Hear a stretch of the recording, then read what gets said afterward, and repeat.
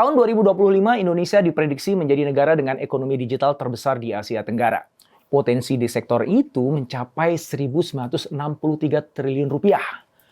Namun, sayangnya ekosistem digital di Indonesia tuh masih jauh dari sempurna. Nah, sebagai salah satu upaya untuk membangun ekosistem digital itu, Telkomsel meluncurkan Indiko. Harapannya, Indiko dapat mengakselerasi terbukanya peluang serta kemudahan inovasi dalam pemanfaatan teknologi digital, sehingga memperkuat ekosistem dan industri digital di Indonesia. Pertanyaannya adalah apa peran Indiko di situ? Bagaimana Indiko bergerak mewujudkan misinya? Yuk langsung aja kita tanya ke CEO Indiko, Mas Andi Kristianto.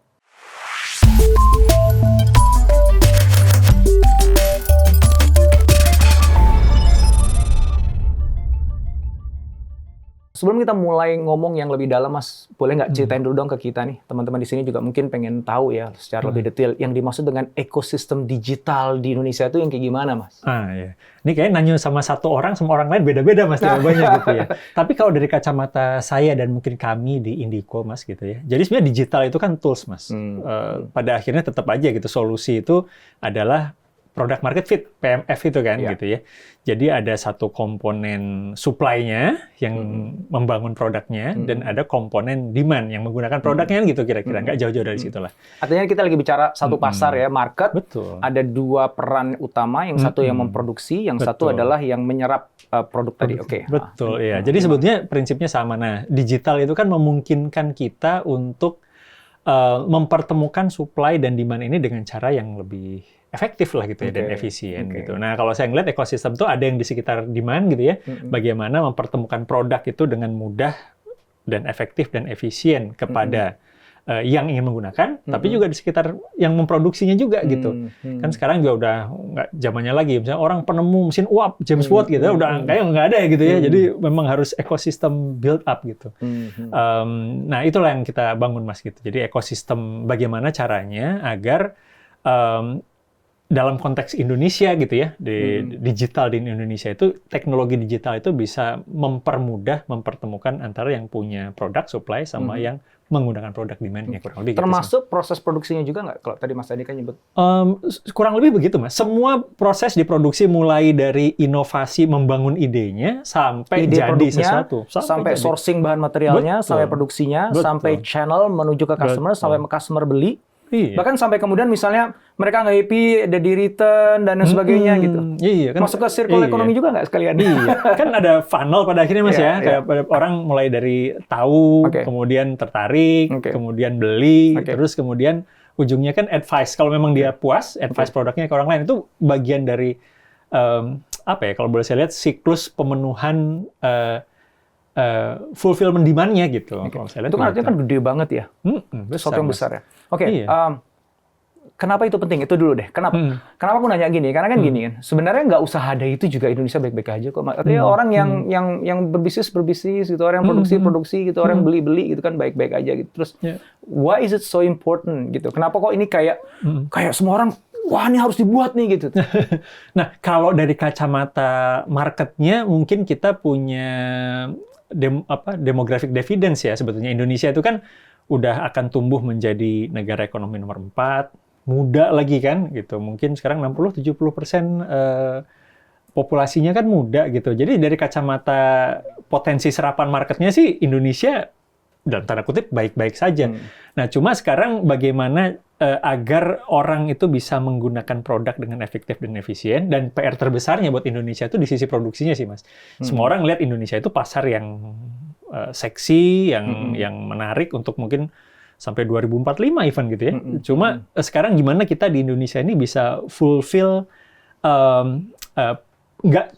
untuk mengisi market Indonesia itu, gimana orang Indonesia itu bisa jadi produktif di market kita sendiri gitu, Mas. Jadi produsen ya di sana ya. Itu PR besar. Dalam banyak hal kita, apalagi yang baru-baru ini ya banyak, ya kan sebetulnya kalau ada demand-nya ya supply-nya dari mana aja kan gitu. Ya kan kita mau datangkan dari seluruh dunia global yang sah-sah aja gitu sekarang ya. Cuma ini gimana nih sekarang nih market yang gede ini kita juga bisa ngisi kesempatan ini dengan efektif gitu. Nah kita kan pengen ngomongin tentang gimana sih ngembangin ekosistem digital itu gitu. Tapi sebelum sampai ke sana kan kita harus petain dulu sebenarnya existing ekosistem yang ada di Indonesia itu kayak gimana gitu. Supaya kita tahu bolong-bolongnya di mana, sehingga kita tahu gimana cara improving dan developing further dari ekosistem digital itu. Oke. Jadi kalau misalnya aku tadi coba recap yang Mas Adi tadi sampaikan ya. Jadi ada dari hilir sampai ke hulunya. Hilir itu berarti produsennya, hulu itu berarti orang yang menyerap produk-produknya ya. Gitu. Kalau kita bicara yang di hilir, Mas, yang ekosistem digitalnya kan sebenarnya udah lebih ready ya, Mas ya. Dengan adanya marketplace sekarang, yang masing-masing marketplace itu sendiri pun juga bukan cuma sekedar dia punya website tempat orang jual beli, tapi juga merchant manajemennya. Terus juga tentang financing-nya gitu, sampai kepada logistiknya itu sendiri kan udah jadi satu ekosistem kan Mas ya, gitu. Pertanyaan pertama adalah gini, apakah ketika kita bicara ekosistem digital Indonesia, itu kita masih juga akan cawe-cawe di situ, atau itu udah lepas aja karena itu udah ada teman-teman yang garap, dan kita main di area yang justru nggak tergarap, yang Mas sempat sebut tadi, yaitu area produksinya tadi. Mungkin bahkan sampai supply chain-nya gitu. Nah, ini kalau pandangannya Mas Adi sendiri tentang roadmap kita ngebangun ekosistem digital tuh kayak gimana, Mas? Ini kita ngomong sekarang dari demand ya, dari marketnya gitu. Menurut saya Indonesia itu kan unik, Mas ya. Jadi Indonesia itu punya justru dari kacamata Telkomsel gitu ya, kita ngelihat itu. Justru appreciating diversity dari Indonesia itu sesuatu hal yang kita gini. Saya sedikit masuk ke Telkomsel dalam ini ya. Kita 28 tahun bangun prepaid, hadir di 514 kota Indonesia, bangun jaringan distribusi dan sebagainya. Salah satu hal itu selain membangun telkonya, itu adalah memahami diversity dari Indonesianya. Kalau kita ngelihat contoh vertikalnya itu adalah misalnya prepaid product gitu ya. Percaya atau enggak, Mas? Lebih dari separuh prepaid product Telkomsel itu transaksinya masih dari offline channel, Mas. Ya, ini yang susah dipahami oleh untung orang negara-negara maju gitu. Oh, kalau punya misalnya aplikasi segala macam kan udah tinggal ditaruh marketplace, App Store, Play Store dan sebagainya gitu ya. Kita tuh masih banyak transaksi itu offline loh. Masih banyak orang yang belum punya bank account gitu ya. Masih tidak terlihat gitu ya oleh sistem perbankan, kredit dan sebagainya gitu ya. Akses terhadap fasilitas perbankan dan sebagainya. Nah, itu yang kita lihat, diversity-nya di sana Indonesia gitu. Jadi kami melihat bahwa dinamika mungkin di first tier city, kota besar itu mungkin mirip kayak mungkin Singapura atau negara-negara maju lainnya. Tapi begitu masuk ke suburb-nya, even tier 1, Jakarta yang mungkin masuk sedikit itu, atau tier 2, tier 4, tier 5 cities even gitu ya, itu transaksi itu masih sangat offline. Nah, itu kekuatan yang kami bangun 28 tahun, dan tidak dengan mudah bisa disrupsi oleh aplikasi atau internet dan sebagainya gitu. Perlu ada sentuhan online to offline, kind of gitu ya. Jadi masih perlu ada gitu. Jadi bahkan di sisi marketnya pun pemahaman diversity itu masih sangat penting.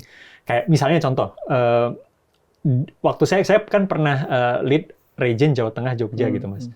Di beberapa waktu itu ya, konteksnya mungkin 10-12 tahun yang lalu gitu ya. Di beberapa kota itu pergerakan pasar itu siklusnya nggak ngikutin Minggu, Senin, Selasa, Rabu, Kamis, ya kan? Tapi ngikutin Pahing, Wage, Kliwon, siklusnya 5 harian. Nah, yang ngerti itu siapa? Kita yang ngerti kan, yang di lapangan yang ngerti itu. Even orang Jakarta pun nggak paham itu loh, Mas. Jadi understanding dan appreciating that diversity juga penting. Itu dari kacamata di mana ya? Dari kacamata produsennya, artinya gini kan, ngebangun ekosistem digital Indonesia itu jauh lebih kompleks, lebih ribet dibandingkan kalau Singapura membuat hal yang sama. Satu lebih kompleks, tapi juga opportunity buat lebih kita besar. yang paham Indonesia lebih besar gitu.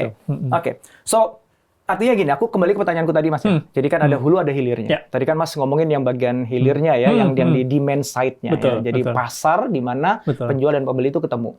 Kalau tadi saya mengangkat bahwa kan udah banyak marketplace online dan itu udah lengkap banget ya ngomongin ekosistemnya sendiri. Ternyata Mas mengatakan bahwa ya itu kan untuk orang-orang kota, tier 1, orang-orang yang udah lebih tech savvy lah ya. Tapi realitanya di Indonesia orang beli pulsa aja masih ke outlet gitu ya. Dan yang kayak gitu banyak. Banyak. apakah artinya ekosistem digital yang didorong oleh Indico ini arahnya ke sana, Mas, untuk yang aspek hilirnya dulu nih ya, gitu. Gitu. Jadi, nah itu kayak gimana wujudnya, Mas, supaya kita kebayang ya. Karena kalau misalnya tetap aja jualannya lewat outlet offline gitu kan, mana digitalnya, Mas? Betul. Saya argue gini, satu betul bahwa apalagi generasi-generasi yang lebih muda ya, milenial atau Gen Y, Gen Z itu lebih tech savvy gitu ya. Jadi dia lebih online, lebih adaptif terhadap digitalisasi, aplikasi dan sebagainya gitu. Tapi ada segmen-segmen yang memang bisa, kadang-kadang itu bukan masalah tidak digital savvy ya, banyak. Cuma culturally lebih nyaman aja gitu.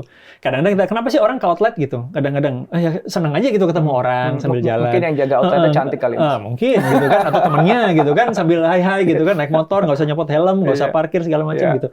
Jadi masih ada apa ya, kekayaan budaya yang itu yang menurut saya perlu diapresiasi sih. Setuju. Paham di bagian itu. Gitu. Pertanyaannya kan kita bicara ekosistem digital, Mas. Betul. Semua yang Mas ceritakan tadi itu kan offline, Mas, non digital kan, Mas.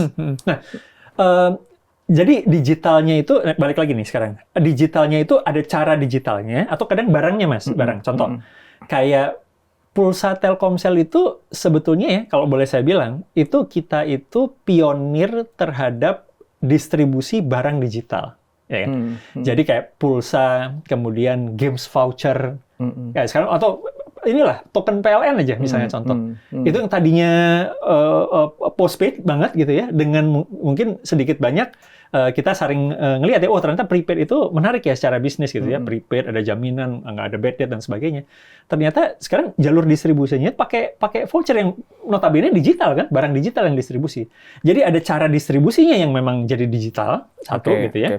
Barangnya bisa barang digital, bisa enggak kan gitu, ya kan? Ya, kan ada barang sekarang juga jual beli juga barangnya bisa fisik, tapi apa namanya marketplace-nya digital, atau sebaliknya bisa jadi channelnya itu bisa digital atau tidak digital, barangnya itu digital, yang dilalu-lalangkan gitu, ya kan? Jadi dua sisi sih, Mas, gitu kalau boleh saya lihat. Atau enggak paling enggak proses distribusinya disupport oleh digital, walaupun barangnya barang fisik dan jualannya juga secara fisik, tapi distributionnya menggunakan digital. Nah, gitu ya. dalam konteks Telkomsel, saya ngomong Telkomsel Mas ya di sini, itu yang diferensiasi yang kita punya itu adalah digital goods yang kita punya dalam bentuk pulsa ini. Kita punya channel online, pastinya ya, kita punya Telkomsel, punya dunia games dan sebagainya. Tapi kita juga sudah membangun jalur distribusi yang sebenarnya offline, yang lebih sesuai dengan sampai dengan saat ini tuh cocok sama culture orang Indonesia yang lepas dari transformasi ke digitalnya masih seneng face to face segala macam. Nah, barang digital yang didistribusikan lewat jalur non digital pun itu kita tangkap juga gitu. Aku pengen ngomongin tentang Telkomsel karena tadi Mas nyebut berkali-kali ya, karena itu induknya Indico adalah Telkomsel, jadi nggak bisa lepas dari situ. Betul. Tapi sebelum sampai ke sana nih, sedikit lagi aja aku ngomongin tentang ekosistem tadi, Mas. Tadi kan kita baru ngomongin yang aspek hilirnya ya. Sementara hulunya ini yang dari produksi, dari cari ide bahkan Mas tadi bilang, dari cari idenya, kemudian sourcing materialsnya, produksinya, sampai kemudian didistribusikan gitu ya. Nah itu kalau dalam supaya kita lebih konkret nih teman-teman semuanya bisa ngebayangin ya ekosistem digital tuh kayak gimana sih gitu. Karena kalau kita aja nggak bisa ngebayangin konkret itu kan gimana kita bisa ngebangunnya gitu, dan bagaimana teman-teman juga bisa ikut partisipasi di sana. Paling nggak sekarang kalau dari sisi yang hilirnya udah kebayang lah ya. Jadi bukan hanya urusan online marketplace yang kita udah biasa pakai, tapi juga outlet fisik yang disupport di balik layarnya tuh ada digital yang ikut menggerakkan barang itu dari satu tempat ke tempat yang lain, pencatatannya dan sebagainya. Kalau dari aspek hulunya nih Mas, ini yang kebayang oleh Indico ketika bicara ngebangun ekosistem digital tuh akan ngebangunnya kayak gimana Mas? Balik lagi, bisa produknya, bisa barangnya bisa non-digital, tapi cara reach out ke customer-nya itu digital. Marketplace e-commerce itu kan salah satu contoh gitu. Jadi bahwa sekarang ternyata orang itu, produsen ya dalam hal ini ya, produsen itu tidak perlu buka toko di tengah mungkin keramaian yang mungkin harganya mahal gitu kan. E-commerce digital ini memungkinkan dia ya bisa kerja aja dari dimanapun tempat yang dia nyaman gitu ya, tinggal fulfillment-nya untuk dia bisa mendistribusikan barangnya secara digital ke customer-nya. Itu satu contohnya gitu ya. Tapi barang-barang digital juga cukup menarik untuk dilihat Mas. Contoh misalnya games. Games itu kan Indonesia ini karena muda, market games-nya kan besar harusnya, mana populasinya juga nomor 4 gitu ya. Tapi secara games itu jauh kita di bawah gitu ya, karena games-game yang sekarang itu kan notabene banyak diproduksi dari luar gitu sebetulnya. Nah, dan untuk memahami market Indonesia, saya ambil contoh games ya spesifik gitu ya, beda. Yang paham demand di Indonesia sehingga bisa memproduksi barang yang sesuai sama demand Indonesia, yaitu sebetulnya ya kita juga gitu. Contoh, kalau games yang di Indonesia yang menarik itu games-games yang sifatnya apa ya, main bareng, mabar gitu Mas, ya kan? Yang grafiknya nggak usah terlalu sophisticated gitu ya, tapi bisa ketemu bareng setengah jam, wow, tembak-tembakan, teriak-teriak, seru-seruan, selesai gitu ya, model-model yang game-game kayak gitu. Sementara di negara seperti Korea atau Jepang itu yang mungkin grafiknya, warna, gerak segala macam yang mungkin mainnya nggak harus rame-ramean banget yang seperti itu. Nah, itu kan beda gitu ya. Jadi kita nggak bisa serta-merta melihat, mengadopsi gitu ya. Contoh dalam ini games dari luar terus pasti laku di Indonesia. Belum tentu gitu ya. Karena kita paham gitu. Di Indonesia contoh, key success factor buat games itu apa? Size-nya cukup kecil buat di-download, Mas, gitu. Karena ya biar cepat aja gitu ya. Jadi size yang di atas 1 giga itu orang aduh males deh gitu. Bisa nggak dibuat yang kecil gitu? Cuman Contoh, itu kan gitu. masih konteks distribusi kan, Mas. Jadi kita mencarikan game-game yang lebih cocok untuk budaya Indonesia, udah kita salurkan deh untuk market Indonesia gitu. Tapi sementara kalau kita bicara ekosistem digital itu kan bukan cuma sebagai kita distributor aja.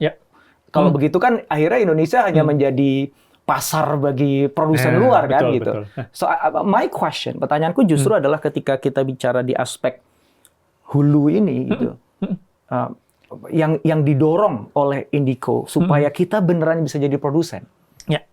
Yang itu diakselerasi oleh ekosistem digital yang kita bangun itu seperti apa, Mas? Kalau ya itu tadi pemahaman kita Mas terhadap market sebetulnya membuat idealnya kita itu bisa memproduksi digital atau non-digital goods dengan cara digital dan sebagainya yang sesuai dengan karakteristik market Indonesia. Kayak games tadi idenya ya. Kalau kita cuma blindly, oke, di Korea, di Jepang seperti itu, kita misalnya developer games di Indonesia buat yang seperti itu, nggak laku di Indonesia. Jadi yang di Indonesia itu yang laku itu model seperti itu gitu. Bahwa ketika membangun ya, ini produksinya ya, membangun produksi games di Indonesia itu contohnya yang akan laku itu yang model kayak mabar. Dan kita lebih ngerti karakter atau misalnya bisa diperkaya sama unsur-unsur lokal gitu ya, pewayangan lah atau apa dan sebagainya yang mungkin kita lebih relate ke sana gitu. Itu kan yang ngerti orang sini Mas gitu. Jadi ekosistem di sana. Dan kalau saya lihat dari sana kemudian kita bisa membayangkan juga. Contoh tadi saya agak masuk ke distribusi juga. Jadi karena produk itu kan selalu ada market mix-nya Mas ya. Ada produknya, ada pricing-nya, ada place dijualnya lewat mana sama gimana cara promonya gitu. Jadi seluruh package-nya itu bisa lebih pas sama kita sendiri yang ngerti pasar kita gitu. Jadi produknya di pricing dengan cara seperti apa. Kalau segmennya di Indonesia ya mungkin lebih sachet based misalnya contoh seperti itu. Terus channelnya lewat mana gitu ya. Contoh yang tadi, kalau misalnya dengan kacamata negara maju, channelnya pasti ya online, udah pakai misalnya Play Store, App Store, dibeli pakai credit card seperti itu. Itu udah udah banyak lah yang nyerap. Di Indonesia kan penetrasi credit card rendah. Jadi justru misalnya harus buat voucher game yang dijual lewat offline outlet misalnya gitu Mas, contoh. Sesungguhnya arah pertanyaan saya itu saya ingin mencoba memahami Mas, kaitannya dengan Indonesian Digital Ecosystem yang itu sebenarnya kan Indico itu kan itu ya. Betul. Indonesian Digital Ecosystem gitu ya. Dan kita semua tahu bahwa itu kan pekerjaan yang besar gitu. Indonesia dengan 280 juta rakyat Indonesia yang tersebar dengan variasi yang sebegitu banyak gitu ya. Kok seolah-olah itu dipikul oleh Indico sendiri gitu. Makanya aku sebenarnya pengen tahu dulu. Berangkat belum ngomongin Indico-nya, berangkat dari ngomongin kalau kita ingin ngebayangin Indonesia punya digital ecosystem yang keren banget itu kan kayak gimana sih gitu. Yang dari hulu sampai hilir. Ya. Saya mencoba untuk recap sedikit Mas, tolong koreksi Mas ya, pemahaman saya Mas ya, kalau ada yang nggak pas. Jadi digital ecosystem yang dimaksud tadi itu adalah sebuah infrastruktur digital yang menjadi enabler, yang itu memungkinkan para pelaku ekonomi, ya, baik dari hulu ataupun hilir untuk bisa menciptakan nilai dengan cara yang paling mudah, paling simpel, paling cepat, gitu. Gitu ya. Betul. Jadi dari produser, kalau dicontohin tadi adalah gamers misalnya. Dengan adanya ekosistem digital yang ada di Indonesia, kita bisa memproduksi game itu sendiri. Kalau kita bicara digital goods ya. Yang mana? Kalau boleh Mas, game yang lebih fit sama demand. Nah, gitu ya Iya. kira-kira. Ya. Ya, walaupun sebenarnya gini, itu kan urusan produk market fit-nya ya. Kalau kita lagi bicara tentang ekosistem digitalnya kan yang penting gua kasih lu infrastruktur untuk enable lu buat game. Ada orang yang bisa buat game bagus, ada orang nggak bisa buat game bagus. Itu urusan kreativitas lu gitu. Tapi paling nggak ekosistem digitalnya tuh memungkinkan kamu loh untuk membuat game itu loh. Kan gitu kan? Maksudnya gitu kan? Terus sampai ketika akhirnya game itu jadi, gimana itu didistribusikan supaya bisa masuk ke seluruh lapisan masyarakat Indonesia yang variasinya begitu banyak tadi. Sampai ke pelosok-pelosok tadi gitu. Dan gimana orang yang ada di pelosok tadi bisa mengakses barang atau jasa, baik itu fisik atau non-fisik, dengan cara paling mudah, paling baik, karena disupport oleh digital tadi. Sehingga perputaran barang dan jasa itu bisa sangat seamless di Indonesia. Sehingga value creation-nya makin lama makin besar. Ketika saya melepas dulu Indico, saya lagi bahas tentang Indonesian Digital Ecosystem-nya itu gimana Mas? Penjelasan saya itu udah pas atau belum? Iya, menjelaskan. Nah, mungkin yang kita ngomong di sisi ini ya, di sisi sekarang supply-nya gitu ya.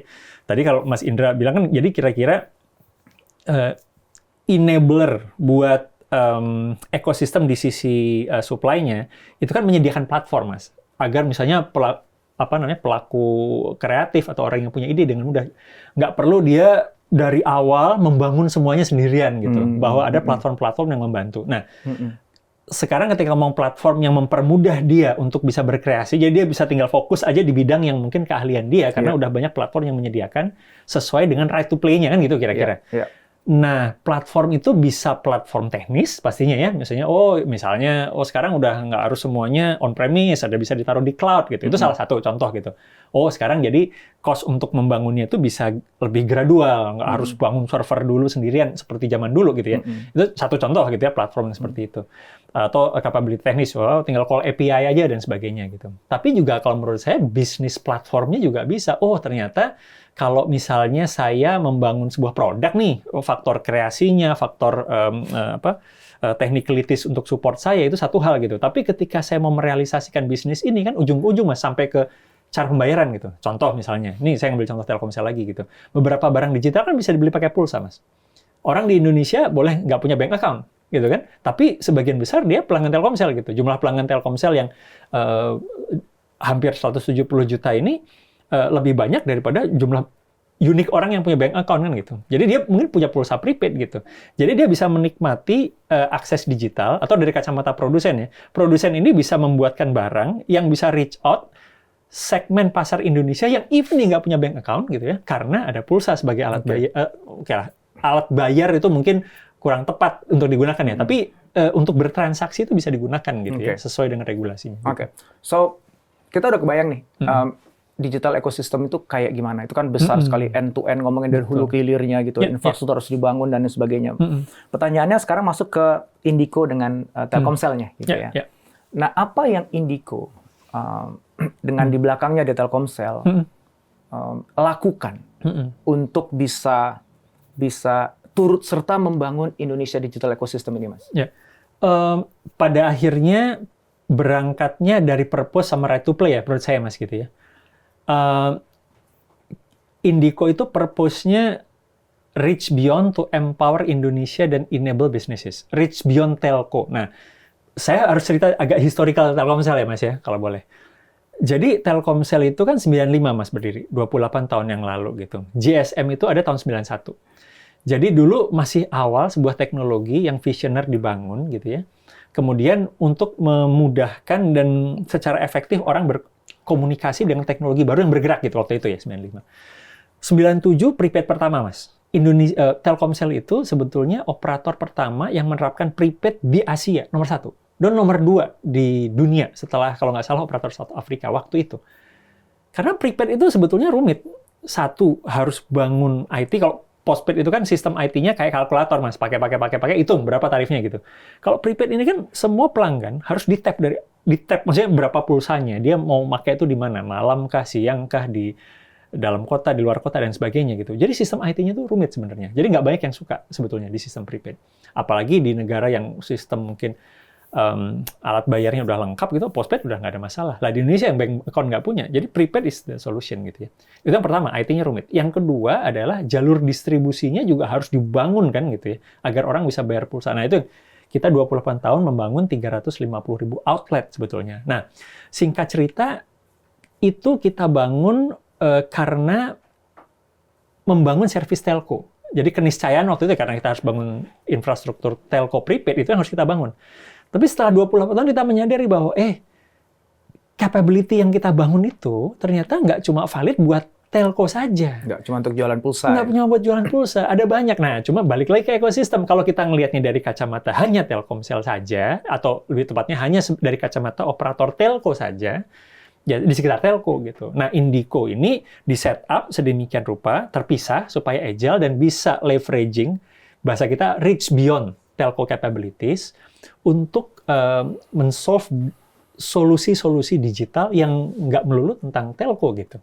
Kita leveraging aset sama capability itu gitu kira-kira. Nah, bagian kedua dari purpose-nya Indiko itu kan untuk empowering Indonesia dan enabling businesses gitu. Gimana tadi itu ya, bahwa orang Indonesia itu bisa terempower sehingga bukan cuma jadi market, tapi jadi produsen. Atau kalau bahasanya ini saya quotes, saya senang yang disampaikan sama Kang Emil gitu, Ridwan Kamil. Gimana membuat orang Indonesia itu tinggal aja di kampung halamannya, punya rezeki kota, bisnisnya mendunia gitu. Dengan capabilities yang dimiliki Telkomsel, yang kita leverage di Indiko, keluar telco. Gitu sih, Mas.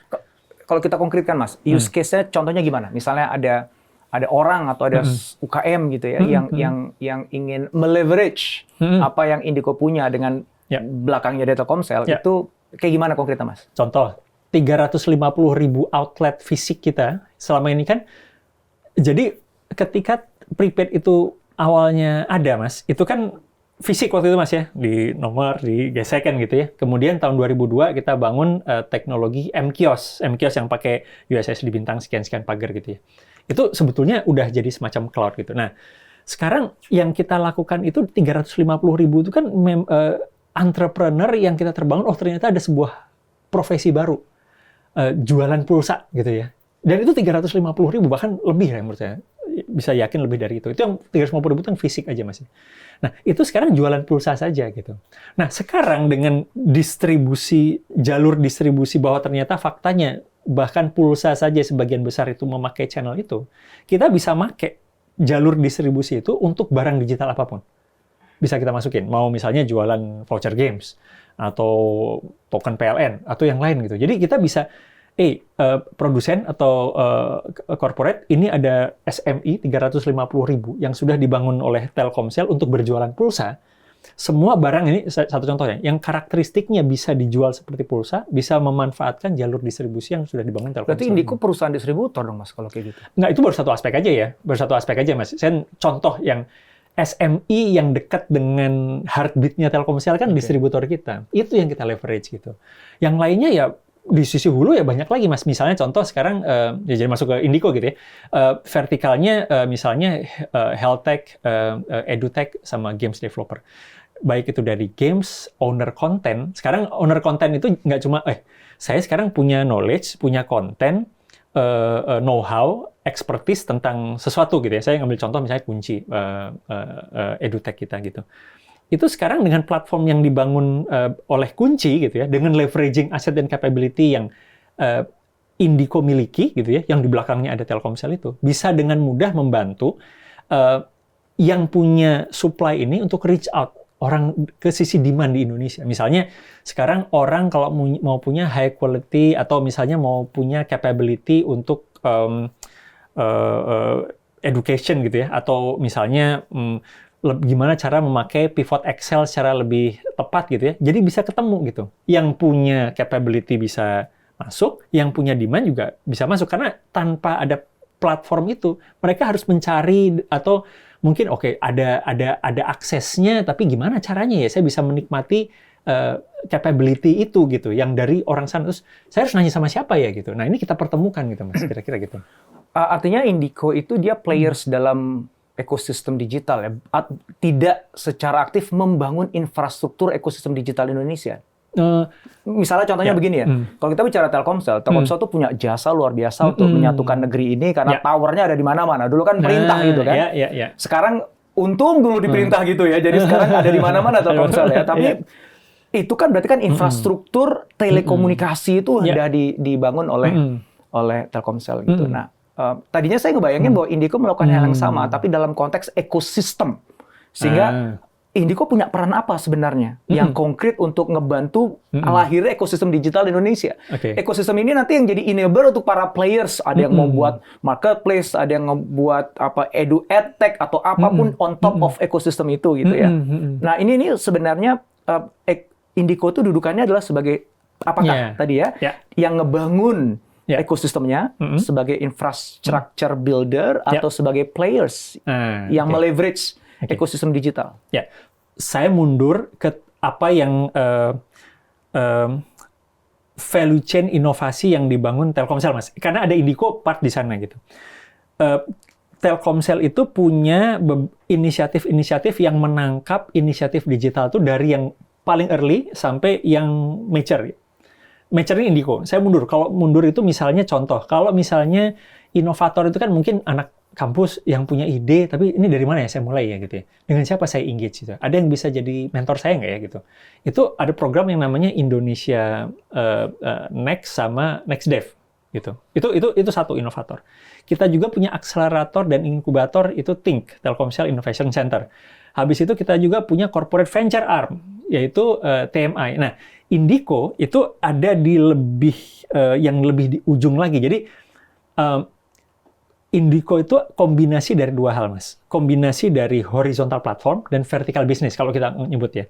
Jadi horizontal platform ini bagaimana aset dan capability Telkomsel itu bisa di-park di sebuah horizontal platform yang kita lagi bangun. Nah, fase pertama itu adalah digital goods distribution digital gitu ya, sama vertical business-nya, yaitu Vita, Kunci, sama Majamojo. Jadi bisa dibilang seperti venture builder lah, bisa dibilang seperti itu posisinya Indiko. Nah, Indiko ada di sana. Tapi kalau tadi pertanyaannya Mas Indra, infrastruktur untuk orang yang atau pelaku inovasi digital di Indonesia untuk berinteraksi, itu kalau ngelihat dari kacamata Telkomsel, itu dari hulu sampai hilir dalam kacamata ini ya, maturity dari digitalnya. Dari orang yang punya ide sampai sebuah company yang memang kita dorong bareng gitu. Kira-kira gitu, Mas. Jadi kalau misalnya kita summarize gitu, Mas ya. Jadi perannya Indiko secara real konkret gitu terhadap balik lagi ke main questions ini karena waktu kita udah mau habis, Mas. Kita kan bicara tentang ekosistem digital Indonesia gitu, dan kita pengen tahu nih Indiko tuh punya peran apa di sana gitu. Sehingga nanti teman-teman di sini para pelaku ekonomi, khususnya mungkin pelaku ekonomi digital ya, bisa take advantage ekosistem yang dibangun oleh Indiko ini gitu ya. Jadi mungkin Indiko tidak membangun like the whole ekosistem digital. Itu pekerjaan yang sangat-sangat besar kan. Ya itu harus melibatkan semua pihak lah untuk melakukan itu. Tapi paling nggak ada satu bagian yang Indiko kontribusikan terhadap terbentuknya ekosistem digital ini gitu. Ya. Yang bisa dimanfaatkan oleh para pelaku ekonomi kreatif digital. Nah, apa Mas kontribusinya gitu? Wujud peran yang dihadirkan oleh Indiko di ekosistem itu apa, Mas? Nah, jadi contohnya di horizontal platform yang kita bangun gitu, Mas ya. Boleh diceritain, Mas, supaya teman-teman paham horizontal platform. Horizontal platform itu jadinya jadi ada horizontal platform, ada vertical business. Saya melihat horizontal platform dulu. Jadi Indiko itu membangun platform yang bisa across vertikal apapun memanfaatkan aset sama vertikal itu maksudnya adalah vertikal itu bisnis masing-masing. Jadi ada perusahaan-perusahaan di bawahnya. Jadi fungsi Indiko sebagai holding, di bawahnya ada perusahaan-perusahaan Vita, Kunci, sama Majamojo. Nah, saya berangkat dari horizontal platform itu, jadi Indiko itu membangun capability. Saya ngambil contoh ya, karena ada kita sekarang lagi bangun beberapa horizontal platform memanfaatkan aset sama capability Telkomsel. Yang lagi kita bangun sekarang itu, yang duluan ini Mas ya, yang fase 1, dan terus akan kita bangun, itu memanfaatkan offline dan online to offline itu, yang tadi. Jaringan distribusi Telkomsel tadi, yang selama ini Telco sudah pakai sebuah sistem yang namanya Digipos di Telkomsel gitu ya, itu kita leverage Mas. Saya punya nih ya, jaringan distribusi 350.000 digital yang selama ini sudah terbiasa entrepreneur yang sudah terbangun 28 tahun ini jualan pulsa.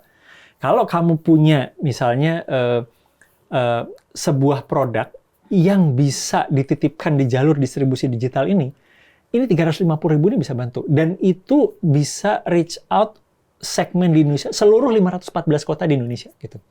Jadi kalau misalnya masuk ke misalnya orang yang punya kredit card saja gitu kan, mungkin ya pasarnya 5%-an, 6%-an dari orang Indonesia itu.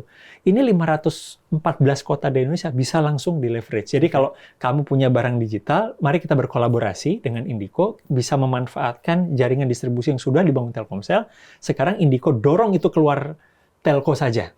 Apapun karakteristiknya. Nah, bentuknya apa itu? Ayo baru duduk bareng yuk gitu, kita ngobrol-ngobrol. Saya punya ini. Oh iya, gitu. Itu yang harapan kita tuh akan keluar-keluar seperti itu. Sekarang sih yang udah kelihatan seperti misalnya voucher games itu salah satu contoh itu. Karakteristiknya mirip kayak pulsa gitu. Tapi saya yakin ada banyak yang bisa seperti itu. Jadi paling nggak ekosistem digital yang ikut disupport oleh Indiko adalah paling tidak digital distributions. Ya, baik itu yang offline, yang benar-benar di outlet ketemu manusia dengan manusia, ataupun yang online. Ya, karena memanfaatkan jaringan yang Telkomsel sudah miliki. Betul, gitu ya. betul. Nah, di luar itu apa lagi, Mas, yang teman-teman bisa manfaatkan yang ikut menyimak di sini ya, kalau seandainya mau kolaborasi sama Indiko? Ya, beberapa yang lagi kita bangun itu, misalnya Telkomsel itu punya, kedepannya lagi kita bangun, diantaranya misalnya, kita nyebutnya Customer Activation Platform, tapi kira-kira seperti ini. Kalau pelaku, misalnya kita punya barang produksi digital itu kan kalau ngikutin funnelnya, membuat orang dari tahu, kemudian tertarik, beli, kemudian advice gitu kira-kira. Nah, kita kan punya infrastruktur yang selama ini digital advertising-nya di Telkomsel gitu ya, yang udah dibangun kurang lebih 12 tahun, pakai infrastruktur, pakai location base, SMS dan sebagainya. Itu bisa dimanfaatkan. Itu contoh gitu ya, jadi satu. Jadi bagaimana yang punya barang produsen ini bisa mendekati demand secara lebih mudah gitu. Kemudian berikutnya juga kita lagi memanfaatkan teknologi seperti IoT, Mas, ya, Internet of Things. Yang akan kita lakukan itu masuk ke agri sekarang. Agri. Jadi bagaimana sekarang pelaku industri di agri itu bisa memanfaatkan IoT itu untuk meningkatkan produksinya, kayak pertanian presisi. Kita lagi masuk sekarang pertanian presisi gitu ya. Tapi itu bukan cuma menghandle di sisi, kita nyebutnya di sisi budidayanya di on farm-nya aja, tapi bagaimana juga ketemu langsung sama market gitu ya. Memanfaatkan jalan distribusi. Nah, itu bagaimana teman-teman, itu kan istilahnya kan startup yang dibuat oleh Indiko sendiri kan ya. Ya, platformnya. Nah, itu sebagai platform. Nah, bagaimana teman-teman bisa manfaatkan itu, Mas? Ya, sekarang kita mulai, kita ketemu dengan misalnya Gapoktan. Jadi kelompok tani yang misalnya, iya ya, sekarang dengan menggunakan teknologi yang dimiliki, yang kita inisiasi di Indiko, bisa meningkatkan kualitas pertanian loh. Tapi ini baru 2, maksudnya ada 2 misalnya sensor, kita pakai misalnya drone spraying dan sebagainya. Itu inisiasi, kita kolaborasi. Ini ada lagi nggak gitu? Hal-hal yang bisa Indiko dengan pemahaman dan granularity understanding kita ke 514 kota di Indonesia ini, kita tahu nih demand-nya seperti ini. Di sisi supply, ada lagi nggak yang ini? Ini ada ini loh, ada real problem statement yang seperti ini, udah coba kita handle, lumayan lah naik sekian. Kalau misalnya teman-teman itu bisa berkontribusi, oke, ternyata misalnya untuk meningkatkan kualitas tanah itu bisa begini loh gitu, kira-kira seperti itu. Itu kita bangun gitu. Teknologi yang dibangun di Indonesia yang sekarang komoditasnya itu beras, itu bisa juga dipakai komoditas yang lain gitu ya. Nah, itu yang lagi kita dorong gitu. Semakin banyak ngobrol dengan ekosistem, bisa ya ketemu ternyata gitu. Ayo kita garap bareng yuk. Jadi teman-teman nggak harus dari awal ketemu lagi inovasi. Jadi basic teknologinya Indiko punya, betul. Dan basic jejaringnya Indiko punya. Ya. Nah, tinggal ngajak teman-teman yang lain untuk ikutan yuk. Ini kita bisa apain ini jaringan yang begitu besar, pemahaman tentang masyarakat, teknologi yang udah dikuasain selama ini. Kita bisa apain lagi deh gitu ya. Jadi mudah-mudahan dengan adanya itu Indiko berharap bisa berlakukan aliansi dengan sebanyak mungkin anak-anak bangsa untuk creating value ya, sesuai dengan bidangnya masing-masing. Wah, itu konklusi yang sangat keren. Makasih banget waktunya. Thank you, Mas. Mas Andi, terima kasih untuk sharingnya. Thank you.